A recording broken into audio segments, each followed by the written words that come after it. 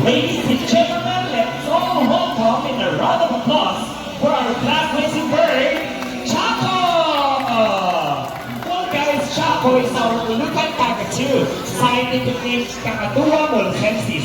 This bird can be found in eastern Indonesia, and they are the largest among the white cockatoos. Wow, and there you go! The show is officially started. How about a round of applause for Chaco? Black Racing Birds with trainer Jerry. Have an evolution mark, All-Star Bird Show with me, trainer Mark. Alright guys, that I will hide under one of the three bird cups. Now, so where do you want me to put your face subject? On your left, on your right, or just here in the middle? Which side? Left, right, or middle? Okay, middle now. Let's put it here. Now let's call in our psychic bird, Dazzle. Well guys, Dazzle is our super requested cockatoo.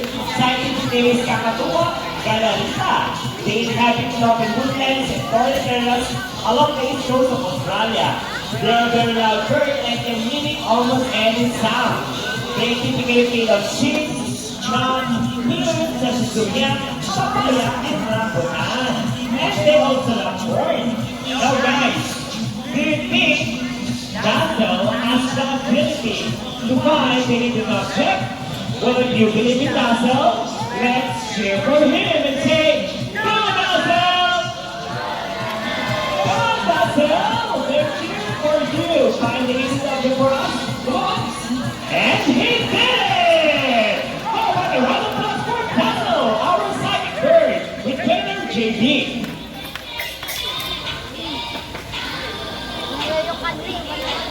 Now guys, our next featured birds are just like any married couples. And they are monogamous, meaning they will be partners for a lifetime. Wow, pretty romantic, huh? But as any couple will attest in their relationship, there will always be battles. So now, meet Sassy and Rocky, our beautiful pair of hybrid macaw and breeding macaw, handled by trainer Jerry and trainer Jerry. And today, they will battle it out who's the best in this basketball game. But before we start this battle, I'll be dividing you guys into two groups. So all the girls will cheer for Sassy! Come on girls, let's do it cheer! Sassy! Sassy! Nice one girls! And all the boys will shout for Rocky! Come on boys, let's do it shout! Rocky! Rocky! Oh, hindi na patalang boys. So, birds ready, set, go! Big trouble is first for the 1 point for the Sassy 1 point. Another one for Rocky, 2 points for the Sassy 2 points. And very nice. Rocky wins. So, 1 point for the boys. That was a very close fight, trainer Jerry. But I'm so sorry, you lost this time. What can I say? Oh, he wants another race. Sound check the mind. I don't know about that. You want Sassy to lose again? Wow, you want Sassy to lose again, as he said. This time I believe that Sassy will. Ooh, confident. So what race do you have in mind? Yes, what race this time? I want a ring race. And what is our ring race? The first bird will drop 3 minutes to the put the fastest is the winner. That's our ring. Oh, then our ring race it shall be. Remember that boys have already 1 point. So come on girls, let's cheer louder for Sassy to win this time. And we'll be doing this again, and this time, our ring race. Okay guys, ready, set, go! Give it up to the person for the 1 point. Hey, what are you doing? Sassy! was so fast, but clever. Clearings at the same time. So, Trainer Jerry, you see, Sassy pick up the clearings at the same time. What can you say? Hey, you know, Oh, you cheated? You didn't cheat.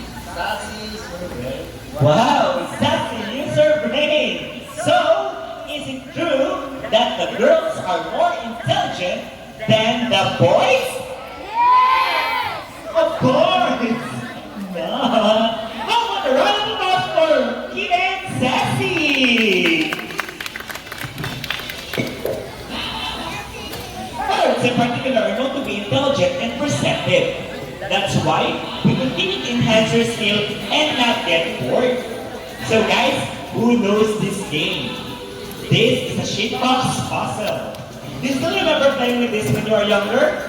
So once again, here comes Sassy, and Sassy is going to show us how intelligent she is by putting the shape back to its correct slot. Okay? Just like Sassy, Green Macaws are from South America, and they are known as the gentle giant of the parrot family. It's because they are the second largest next to hyacinth macaw. Scientific name is Anacloropera. They usually feed on seeds, nuts, salt, and minerals along river banks. Come on, girl. And there you go. Intelligent, right? How about the round of applause for Sassy with Trainer Jerry? Nice one, girl.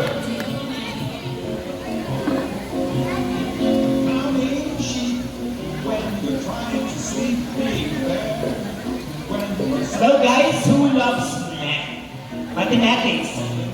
Everyone here knows that issue, right? Because our next part of the program will make people baffled and amazed, even as trainers. Do you think birds can do math? But before we call in our mathematical wizard, I'm needing two numbers between 1 to 50. Anyone who can give me two numbers between 1 to 50? What's the first number, guys? 24. Okay. Our first number is 24. How about the second number? 12. Okay, our second number is 12. So now our equation is 24 plus 12. Everyone knows the answer, right? But we must not tell the answer yet. And let's see if our mathematical wizard can solve the equation. But first, Trainer JB, shuffle the numbers. Let's see, 24 plus 12, so easy. Now let's call in our hybrid macaw, Rocky, with Trainer Jerry. Come on, Rocky boy, solve the equation for us. 24 plus 12. What is the answer? Okay, guys, quiet. Let's see if Rocky boy can solve the equation. Because Rocky loves numbers. Okay? Look at the numbers, Rocky boy. 24 plus 12. Ready? Okay, what's the first number, Rocky? Come on. Are you sure about that? Ooh! Is Rocky get the first number correct? Yes! Up to the second number. Okay, come on, Rocky. Wow, Rocky's analyzing again. Oh, are you sure about that? Ooh, okay, Are you sure, Rocky boy? Come on. 9 or 6 or 2 or 6?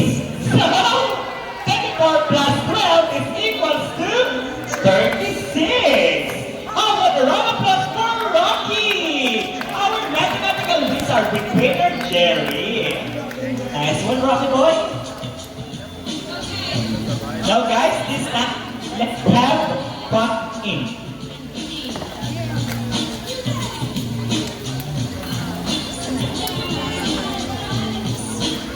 Okay guys, fun game this time. I need an adult volunteer with a 500 peso bill. Anyone? Adult volunteer with a 500 peso bill. Come on guys. Alright now. Hi, ma'am. Good afternoon po. First, can I have your name, please, and where are you from? Jerry from Manila. How about a round of applause to our lucky guest, Miss Jenny from Manila? Okay, ma'am. Ma'am, I want you to stand here, facing this way. Extend your left arm just like this. Relax, ma'am. And then put your money between your fingers. Now, ma'am, do you have any idea what will happen next? Any idea? Okay? Any idea what will happen next? I don't have an idea, anything. I don't have. No idea, ma'am. Let's see. Okay. Now let's go in our money bird, Bobby. Well, guys, Bobby is our Moluccan cockatoo. Scientific name is Cockatoos producensis. This bird can be found in eastern Indonesia, and they are the largest among the white cockatoos. Okay, ma'am, Jelly, are you ready? Okay, relax, ma'am. Wow, Bobby's flies sober. And he gets the money, he flies back, and what's next? And I think Bobby will donate the money! Oh, alright! Okay, ma'am, I have a question for you. Did you know that Manila Ocean Park is also a rescue center for birds? Did you know that? Yes or no? For birds. Rescue center. Yes? Yes? So, your money will go along the way, and we are very, very grateful! Oh, but a round of applause for $1! Okay, now you may go back to your seat and enjoy the rest of the show. Thank you very much, ma'am, for your donation. Goodbye, 500. How about 1,000 peso bill this time? Come on, guys. Donation for the birds. Will they do the heart? No one? Wala na daw, Bobby. Hi, Ma'am Jenny. Hi. Ma'am, are you okay? Are you sure? No, ma'am. You look so sad. Please come back here and we will give up your money. It's just a part of the show. Okay, come on, ma'am. Yes, Bobby? Okay. Ma'am, Bobby said something. Before Bobby will give your money back, is it okay that Bobby will give you a kiss on her cheek? Okay, ma'am? Please stand in and face to your camera right here. Okay? Pa-picture na lang po. Okay? Wow! What more? Okay, now, in your hand. Okay? And give your best smile and best pose, Bobby. Wow! Okay, ma'am? Here's your money, ma'am. How about a applause for Bobby? Our money bird with trainer Terry. Now that we have met our intelligent and colorful parrots, we would like to show you another species of bird here in our Manila Ocean Park family. Birds of prey, also known as raptors, hunt and feed by other animals. The term raptor came from the Latin word rapere, meaning to seize or take by force. These birds are characterized by their keen vision that allows them to detect their prey during flight. And they have also powerful talons and beak. So everybody, please look to your left. Presenting our prominent kite, here comes Spin! Prominent kite can look as aliasto English. And there are over 446 species of bird of prey around the world. This bird can be found in India, Indonesia, Bangladesh, Pakistan, along China, including here in the Philippines. And they are locally known as Lawin or Manok in the Visayas region. As you can see, we have our homing pigeon. Homing pigeon has innate homing ability, meaning they will generate their its nest and mate. So everybody, put your hands together for Spin and the homing pigeon.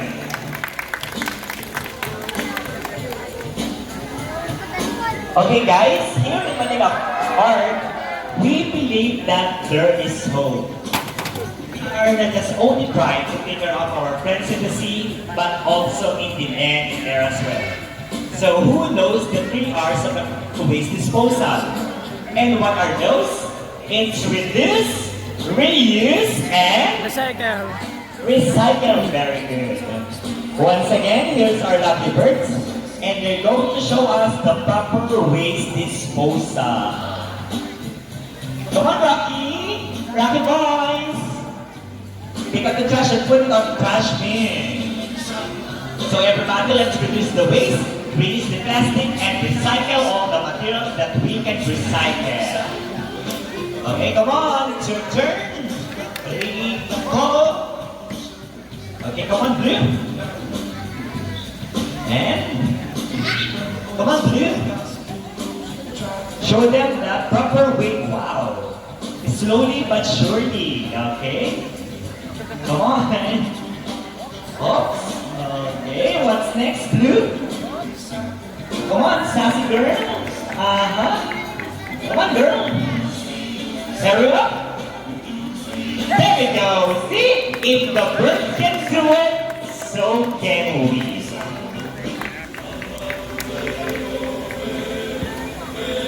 Ladies and gentlemen, we hope all of you enjoy our show. Okay, guys, let me ask you this. Are the birds spectacular? Well, in our own way, no matter how small the effort, let's take action in saving them from exploitation or even extinction. And please, let's do our part in saving the world. Because